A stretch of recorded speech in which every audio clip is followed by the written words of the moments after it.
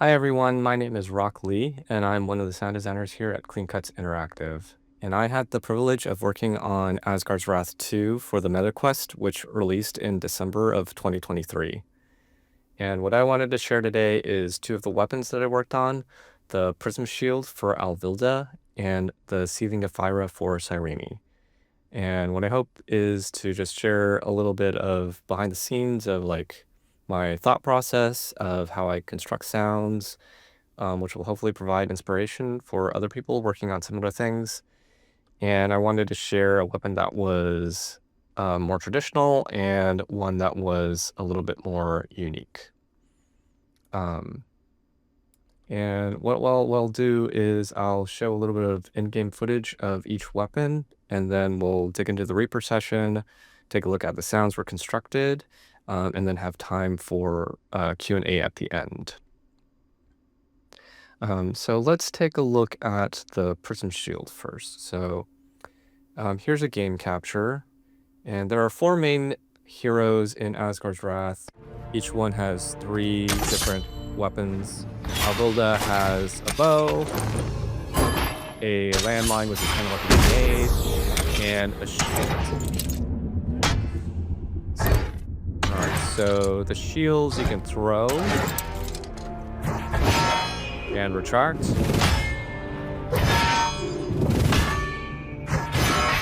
You can also shoot it with the bow.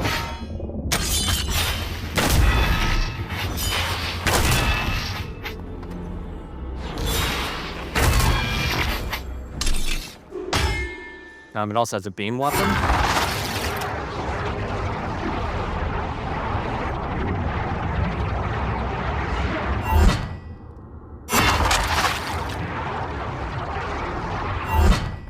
We can also have it hover in midair, and the beam weapon will fire at the same time.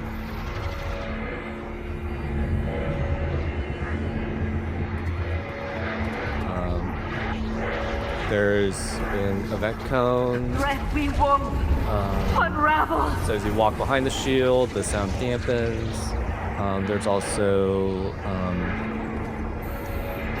an audio emitter on the beam spline, so that it follows the beam, so you can see the sound on the beam being like a continuous sound.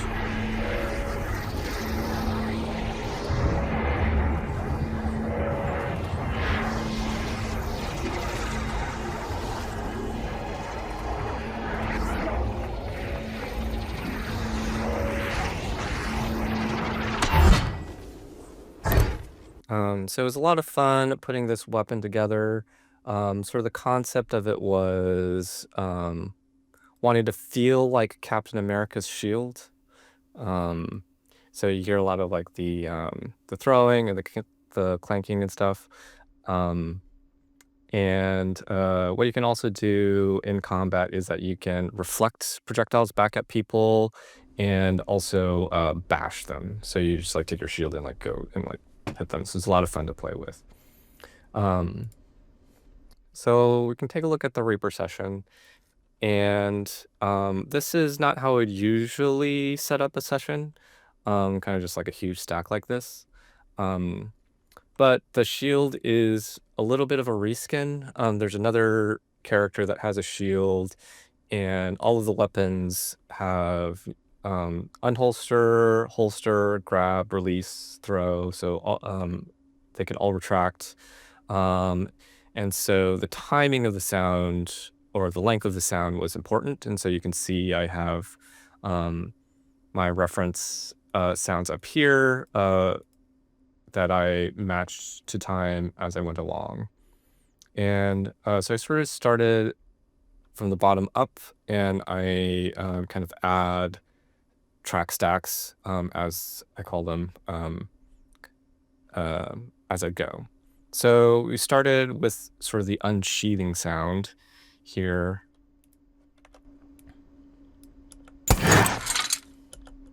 Or unholster, as we call it in the game. And since it was called the Prism Shield, the other idea that I sort of had is that it wanted to kind of have the feeling of light. And so a lot of it was finding metal sounds that had a tonal sort of ringing quality to them. So you can hear a lot of that comes from this down here.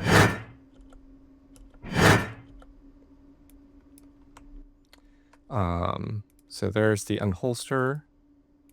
Here's the holster. Here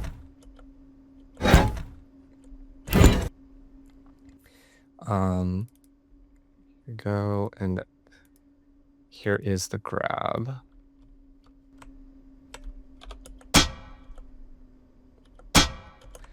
So as I was going along, you can see starting from here, I have sounds that are labeled Alvilda shield.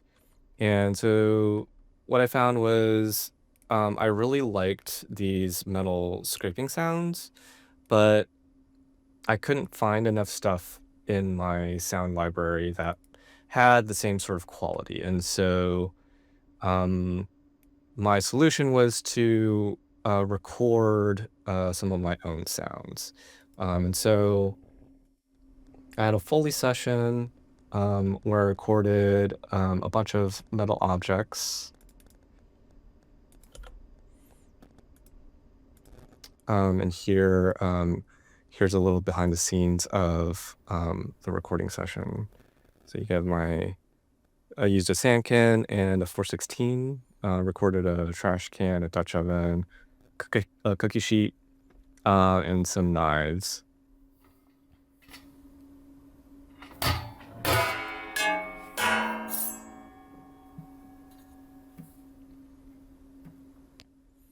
And also recorded like some quiet touching sounds, which is really hard to find in sound libraries. And so that became sort of the basis of a lot of the Prism shield.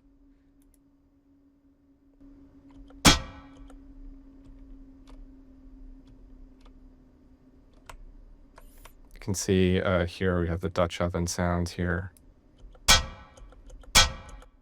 Adding reverb for that like kind of light metallic quality. And for some reason metal is just so satisfying. There's like I just love metal sounds. Anytime I get nice, I'm just playing around scraping with them just to see if they ring well or not. So it's just a lot of distortions, OTT, to try to bring out the quality of the sounds that are there. So let's take a look at how this carries out through the rest of the weapon. So here for the release, you can see it's literally just the trash can and the Dutch oven.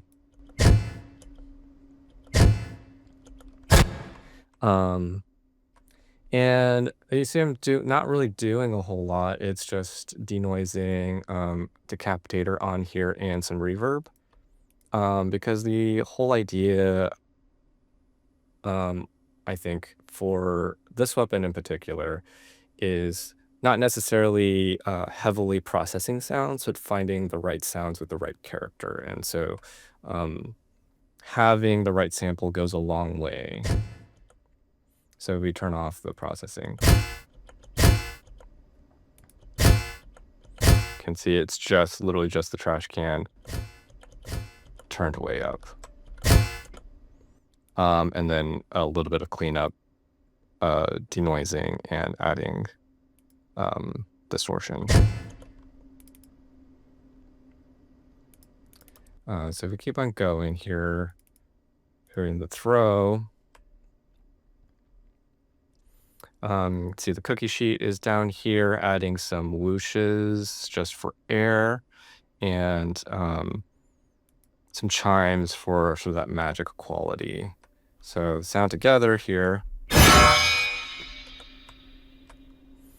Let's mute this.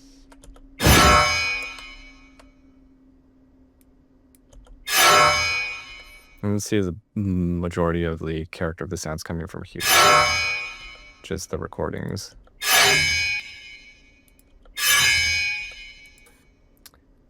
And again, if we just turn off the processing.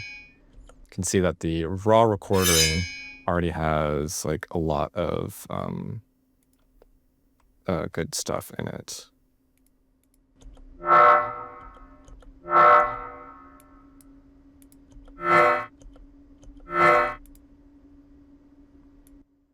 And this is just stretched a little bit.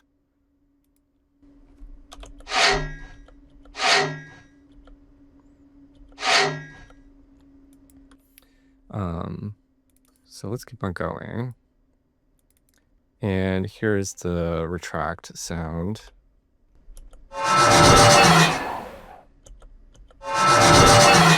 And this is all primarily from recordings.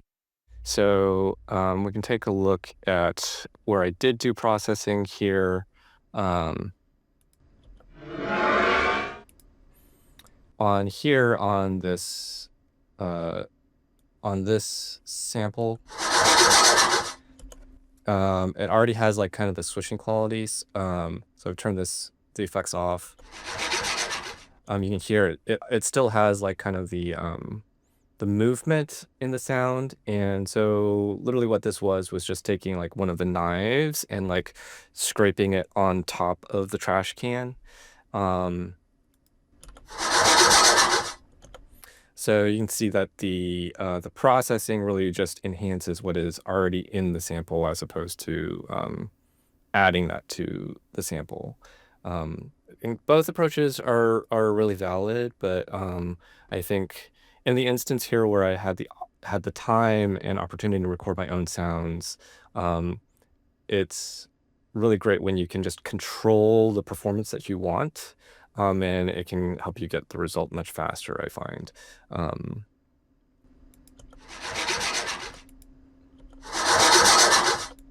So you can see the tremolo just adds a little bit more movement to it.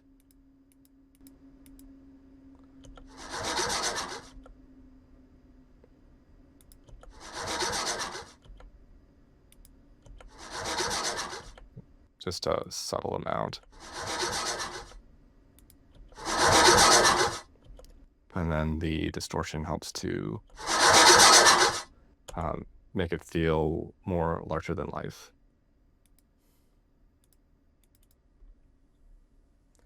Cool. And then here's the catch.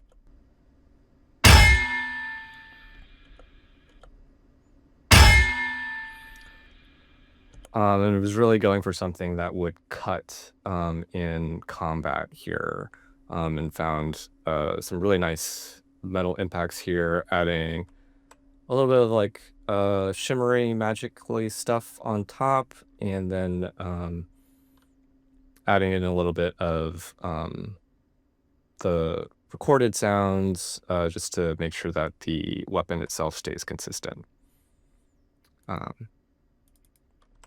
And here is my Foley session edited down. You can see the two microphones here. For this particular session, I didn't do a lot of processing. You can see a stack here, but I have it turned off. And then up here, I have the sounds or the sections that I wanted to keep cut out.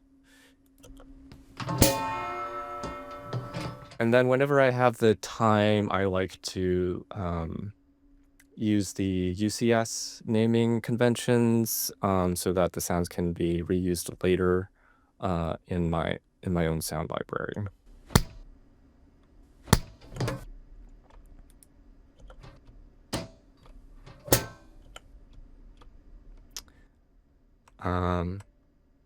Yeah. So that's the Prism Shield. There's a lot more things that it can do. If people have questions about it later, I can go into a little bit more. Let's take a look at the Seething Ephyra.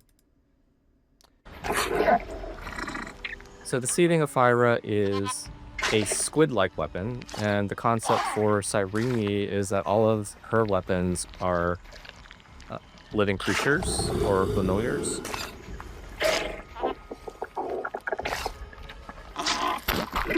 So making sound for this little guy was a lot of fun.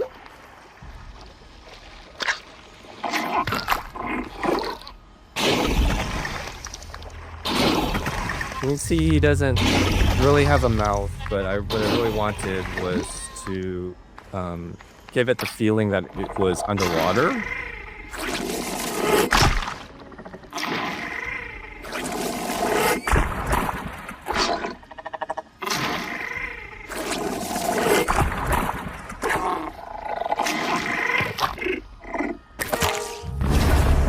And what you also do is you can shoot the Ephyra and also will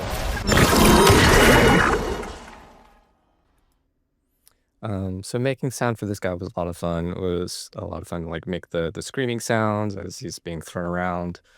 And as I was making sounds, I really wanted the Ephyra to have the feeling that it was underwater. And at first I tried a bunch of filters or EQing to try to get that muffled sort of feeling, but nothing, I wasn't really happy with anything. And so I had the idea of what if I recorded my own impulse response? And so what I did is I got a water cooler and a Bluetooth speaker. And what Altiverb does is it allows you to make your own impulse responses with a sine sweep.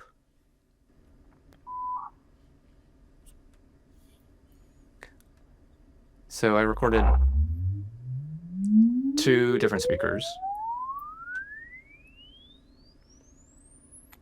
A big one and a JBL clip.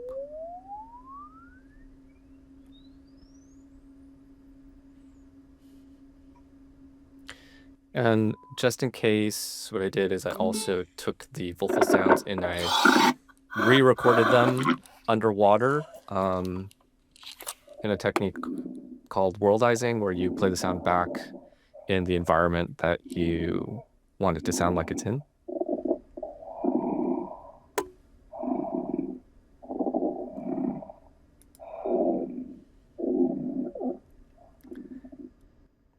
And while I was recording these sounds, I also recorded some water folies since I already had the water cooler out. And I found that you get really great suction sounds by taking a wet towel and putting it over a plastic container. You sort of create a vacuum and then stuff the towel in and pull it out. And you get some like nice gurgling sounds.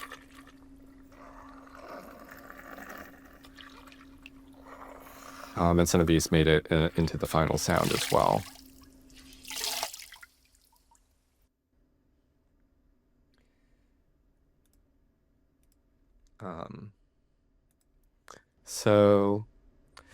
So here is my Foley session for the impulse response recordings.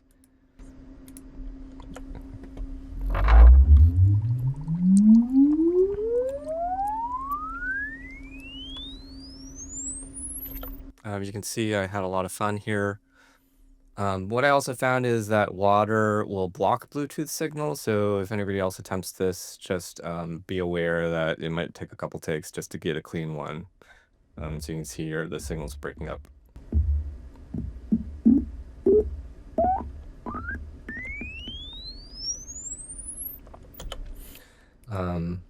And then to make the impulse response using Altiverb is very, very easy. But you could also do this with Reaper's built-in IR plugin.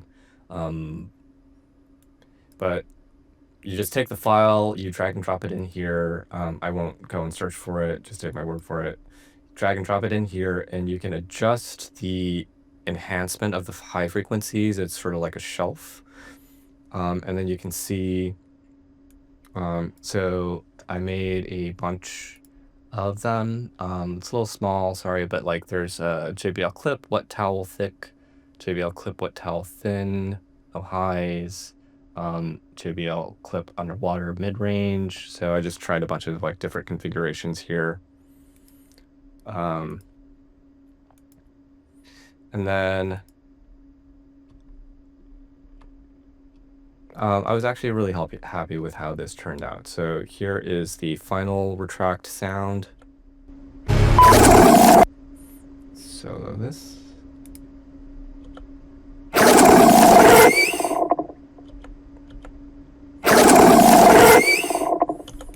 So you see I have the IR, the wet towel thin IR here on ascend, and I'm mixing it with the dry sound. So if I mute this, that's what it sounds like. And this is using also some of the suction sounds from the wet towel. Just the vocal here. And if I add in the reverb, gets this really nice kind of muffled underwater sort of gurgly quality, but it still stays clear because it's really just an impulse response, and we're mixing it in. Um,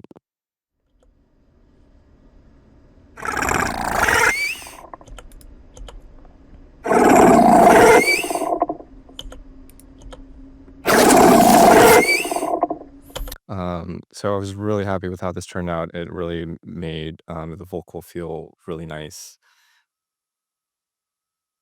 And as I and in constructing like creature vocals, what I find also it's simpler is better here. Um, Using one sound that goes into another sound to sort of create like a progression um, feels much more natural.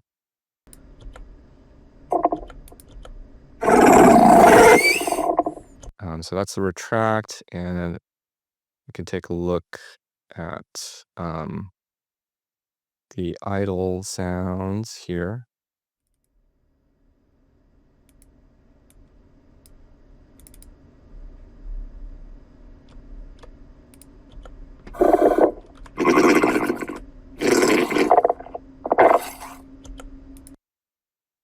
And then without the reverb.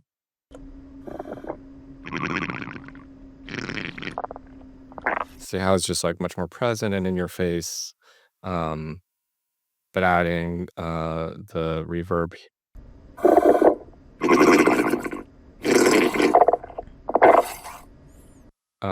It starts to feel more, just a little bit more alive to my ear. Um,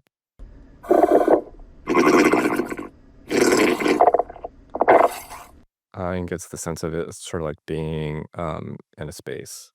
Um, and you get that underwater feeling without it being too muffled. Um, and yeah, so that's sort of like what I wanted to share. Hopefully that was helpful to people. And I'll be around for any questions. And I'll have the Reaper session here too. If people want to take a closer look at anything else, I'm happy to go into more detail. Thank you for listening. Okay, hey everyone. Okay. Thanks again for joining. And thanks to our presenter Rock for sharing some of the back end of these very, unique weapons we were able to shape for the Asgard's Wrath game, Asgard's Wrath 2 game. Hope everyone has had a chance to play it or are able to play it at some point.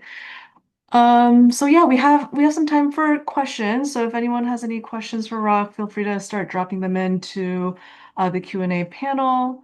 Um, and yeah, I mean, it really was such a rewarding experience for us all at CCI to work on this, VR game for Sanzaru and Meta with, we had six full-time sound designers embedded with the in-house audio team over at Sanzaru and Meta for over 3 years. And we got to see some recognition from the last year's DICE Awards, Immersive VR Game of the Year, and so on. So, but yeah, So I think we have some questions here if you want to take it from here, Rock. And Yeah.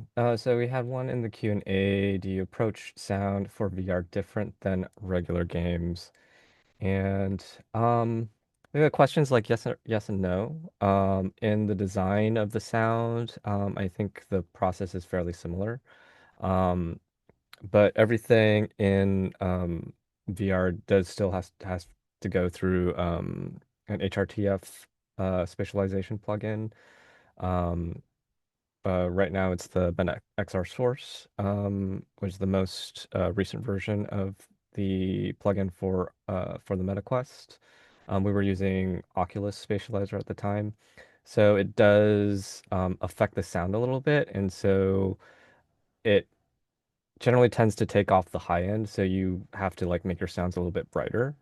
So there's a little bit of trial and error, but as you get used to it, then you kind of just like adjust and then like you sort of know beforehand, like as you're designing sound, oh, okay, this needs to be a little bit more brighter, or I don't have enough high end for this to translate.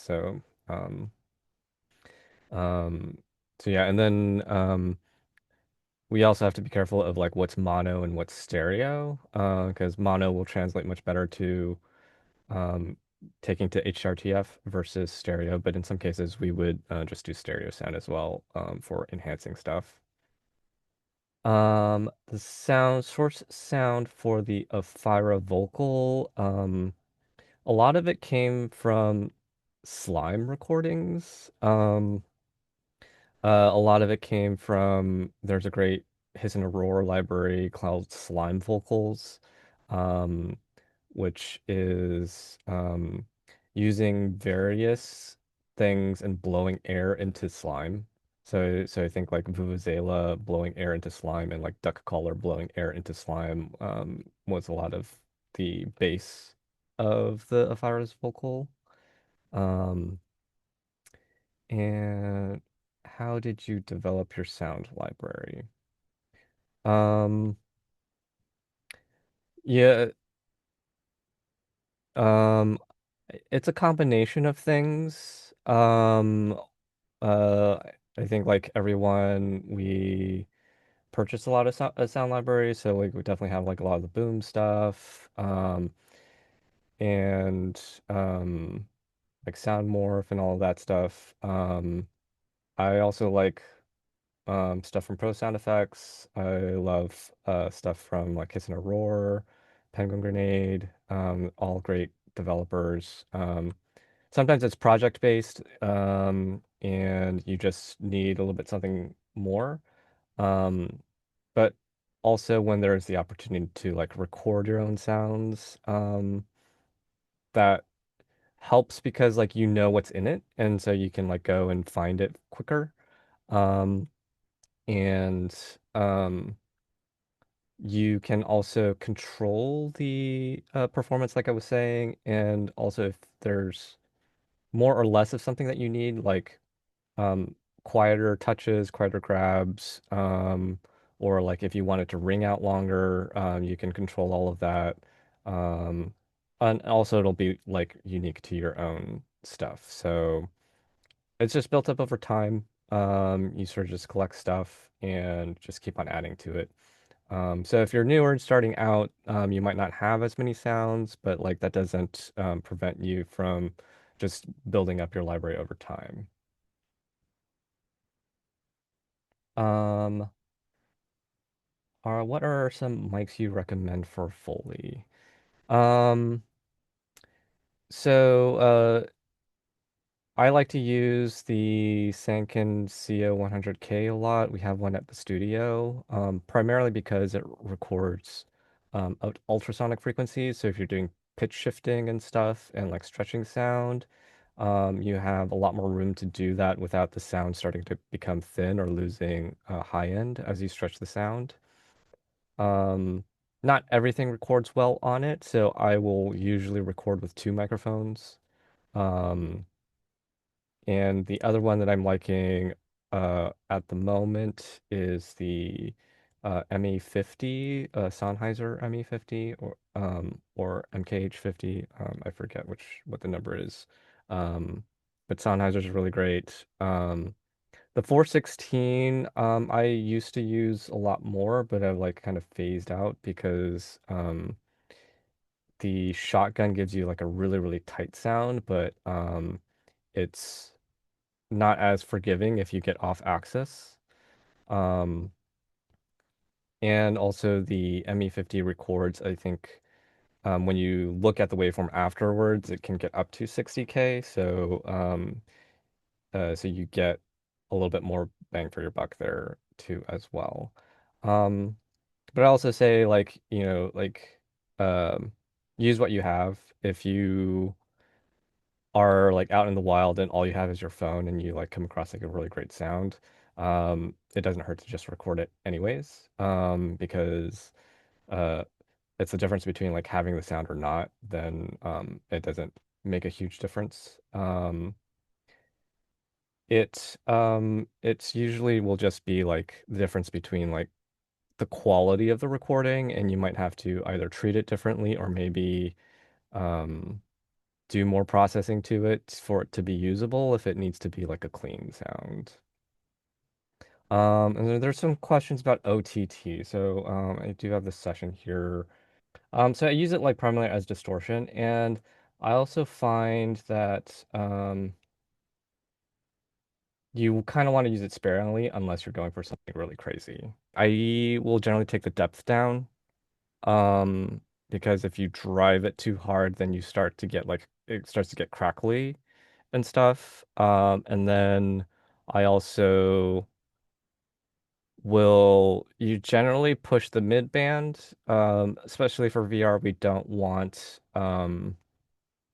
too much build up in the low end. It doesn't translate into the headset, and it just eats up uh, audio frequency spectrum. So you probably want to cut that out anyways. Um, and sometimes I'll also automate the depth, so that it goes up and then out when the sound is out, and that will also help with like artifacts and stuff and keeping it clean. Um, so that one's on. This is just a section of the throw. Um, I don't use it all the time. So this one probably is automated somewhere. So the depth all the way down. Okay, yeah. So I have this one linked to parameter modulation. Um, so that it just follows the audio envelope. Um, so it's just looking at the audio track channel, and then it follows the audio envelope up and down.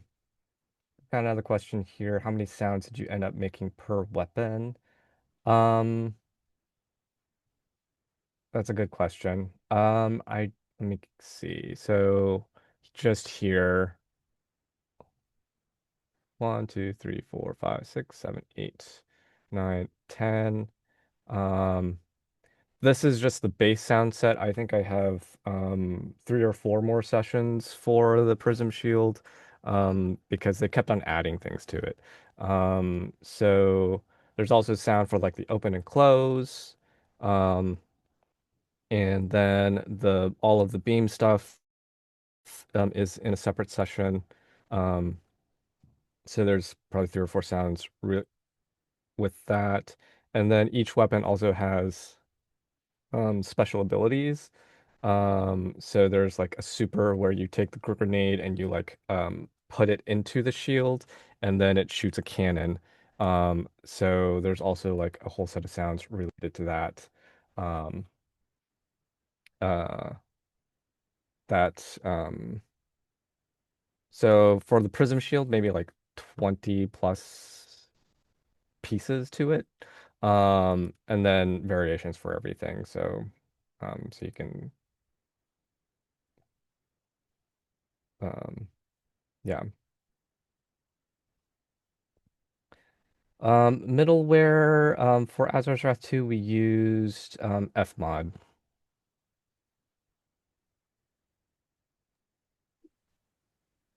Awesome. Well, I think we've covered all the questions, or correct me if I'm wrong, but yeah, thanks so much everyone for joining again. And yeah, thanks Rock for just showing us a bit of, your back end and behind the scenes and your insight behind creating all these different weapons like this and the Foley and the, process and the approach. But yeah, I just want to give a special shout out before we go to Jared Bartlett, the audio lead over at Sanzaru and Meta, and the whole Sanzaru team for having us as a part of this amazing project.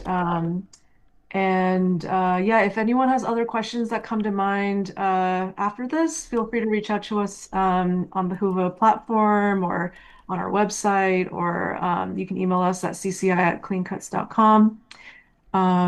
And yeah, I hope you guys all have a great rest of your time at GameSoundCon and that we get to cross paths again another time. Thanks so much, all. All right, All thank right, you. bye.